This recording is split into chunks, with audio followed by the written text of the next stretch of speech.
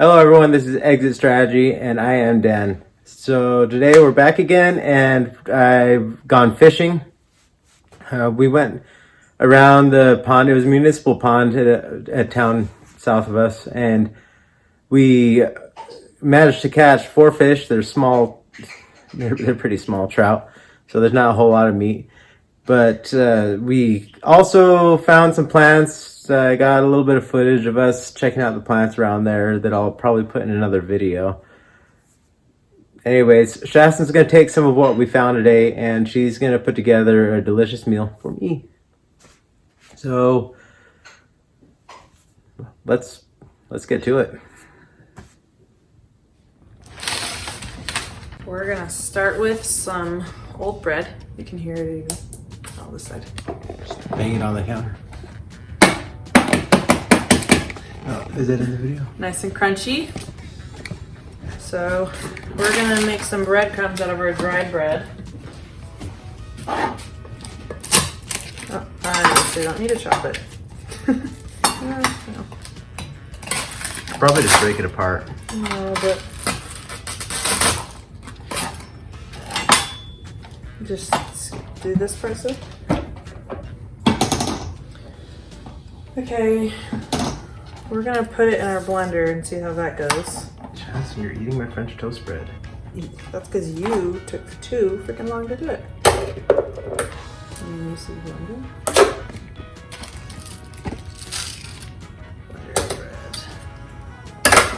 Oh. Okay, got a little hasty.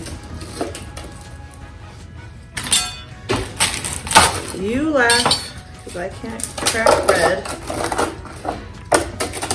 Go ahead, have your judginess. Get it over with. All right.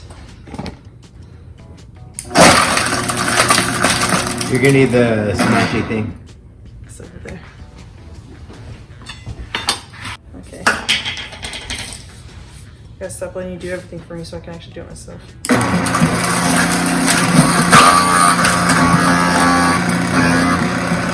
So you want me to... Let me try. Yes, because if you put it in now, suddenly it will work. This one. It's not on.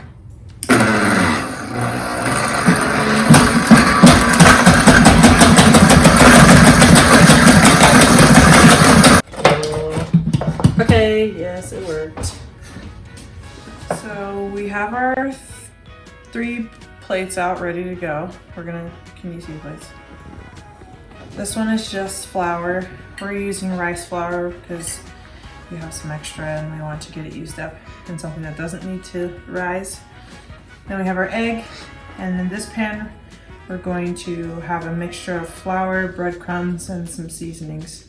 So we're gonna make that one up right now. So why are you dipping it in flour and then egging it and then flouring it? So the flour, while the fish is kind of wet, the flour will stick to the fish. Then when you put the fish in with the egg, now the flour helps the egg stick to the fish. And then now it's all eggy, and then the flour, you coat it, and everything will stay on the fish and taste really yummy.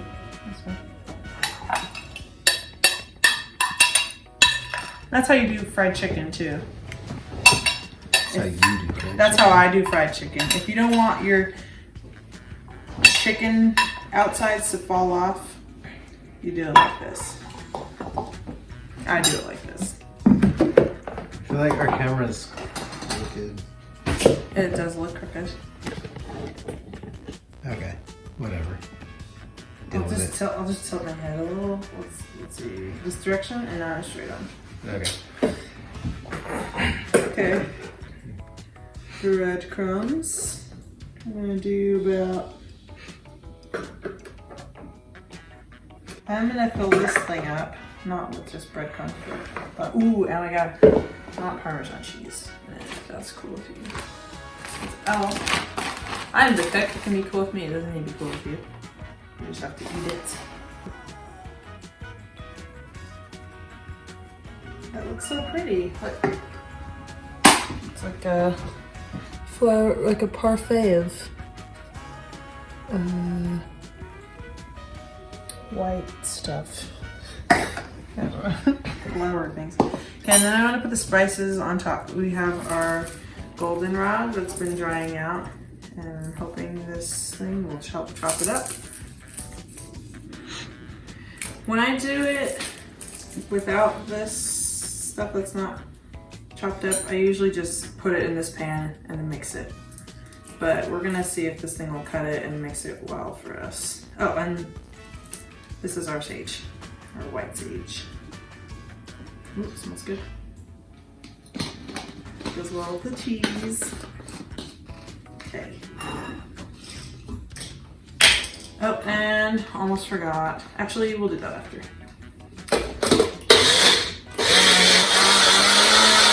Shaker blender, totally normal. You gotta wonder at some point if you grind up breadcrumbs enough, does it turn back into flour?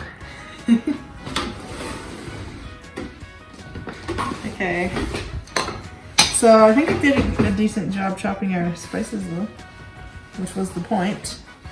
And mixing it, I guess. Looks beautiful. And it smells good. And that is how I cook, guys. Smelling it. It smells good. It usually tastes good. Okay. Then I'm sprinkling some garlic salt on there. What about stinky cheese? Sticky? Stinky cheese. Oh, I don't use stinky cheese. Not a problem. Maybe one day I'll level up. I leveled up today and made my own dressing, which we will get to. Okay. That is probably more flour than we need, but I think it'll be good. Maybe I'll save some out. That way we can reuse it again. Because if it's already touched my fish, I'm not gonna reuse it.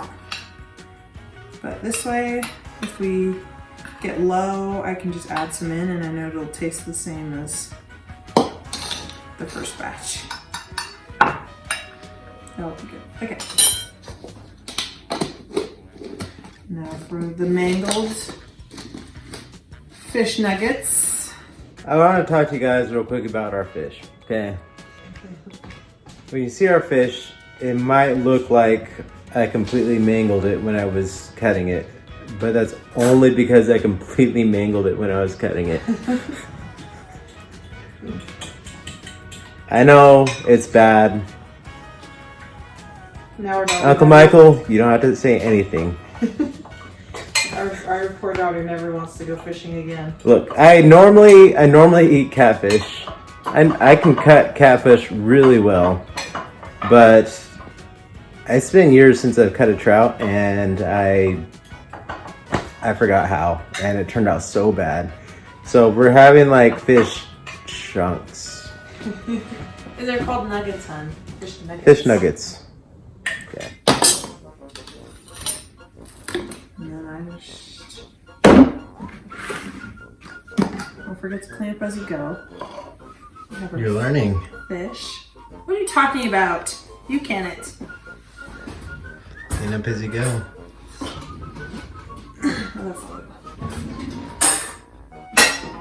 He's distracting me with this nonsense. Okay.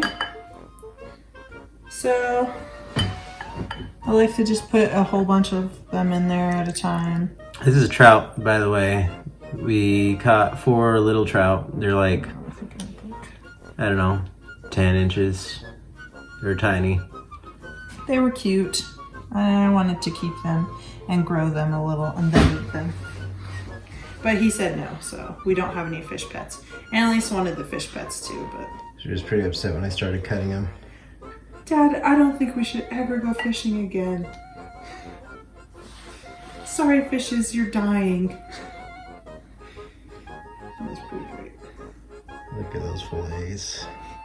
They're beautiful. They are lovely. Oh, and I should get my oil heating, but we'll get there in a bit. Okay, so just... Alright, you just use your hands. Just kind of sprinkle. Okay, I can use my hands on that, but when it starts getting over here, it gets really gooey. Okay. It sticks to your fingers and makes a big mess. Cass, this is professional. You can't use your fingers like... first grader. Jack from Bake with Jack uses his fingers. Yeah, but he's doing bread. And he's a professional. I'm just a professional because one day, maybe I'm not professional. That's a complete and utter lie. But I am decent. Let's go with that. I'm a decent cook. I can admit that much. But, all right. You can pause. You don't have to watch me do this the whole time. You guys should comment your favorite cooking and baking YouTube channels in the comment section, and I will check them out because I like watching cooking and baking channels. And then telling me what to cook and bake. Yeah. No, you bake. He does a lot of the baking. Obviously, if I watch it, I know what I'm doing. And that's good enough. Yes. Okay. I'm gonna take a break here. I could get better than you at making fried fish by watching you make fried fish. Not so. The real professionals behind the camera, people. Did you bring the oil up? No. Okay, take a pause. You go get me the oil. Fun fact. Canola oil does not come from canolas. Actually comes from rapeseed. I'm sure they call it canola so people don't get confused about what it's used for. Say it. Yes, I needed another egg. No, say it. You were right. Okay, our oil is ready. I can tell because it's popping. I put a little drop of water in there. And let's see if we can.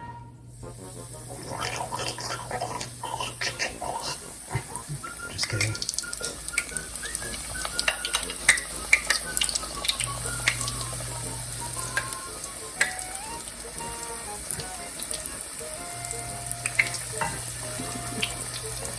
I have a good feeling, guys. She sounds excited. Cooking is fun. This really is exciting. Smells good. It's been a while since we've had fried fish. And I had not intended to make a deep fried fish, but here we are. Chicken nuggets. Delicious fish, deep fried in rape oil. This is the dressing that I made. Here's the consistency. I guess I should go this way so you can see the spoon. Oh, beautiful. Okay, so what I did is I started with about a fourth a cup of olive oil, and then I did a tablespoon and a half of white vinegar and a little sprinkle of salt. And then I added our Russian olive syrup, which was my first attempt at Russian olive jelly. That did not turn out, and then I just cooked it again and added some more sugar, and it is delicious on its own. But we put some of that in here and some stone ground mustard, and I just did the dressing, or the syrup and the mustard to feel and taste. I did like a pretty decent squirt of mustard, and then I'd say, let's see how much is in here. Probably about a fourth a cup. Of mustard? No, of the syrup. Oh, okay. So it is got plenty of sugar in here. It's delicious though, and then it is another way for us to use our Russian olives. It's another way for us to use the Russian olives. And we actually saw the place where we went and got our fish today also had Russian olive trees. So that place was so plentiful, even in the winter. It had so much food going on. And on that note, I will pull out what we got for a salad, and then we'll rinse that and put that in the bowl and show you what's going on there. Okay. All right, here's our finished fish. It is beautiful. And like I said, everything stayed on there. my trick works. For all you doubters, you didn't believe. Needs a little Proof. salt. It did need a little bit more salt, but I didn't want to over salt it, so I went under. And this dressing, I tried a little bit on it. Super yummy. I think it'll be a nice dip with that. But it also means that the salad will go well. So here's our salad. Come a little closer. This is what we have in it. This is dock. We couldn't quite decide which dock, but all the docks that we looked up were edible. This one is dandelion, yarrow, mallow, and bird's eye speedwell. So this is what we found at our pondy area. I'll talk about those in another video. Yes, and we're just gonna rinse them all, put them in their bowl, and our food will be ready. All right, it's finished. Look, beautiful. Our salad, and we're gonna pour some dressing on it.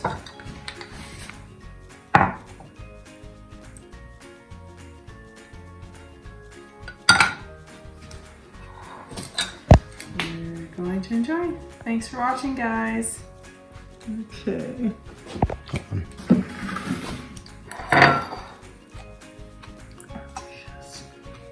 I nailed the dressing, guys. And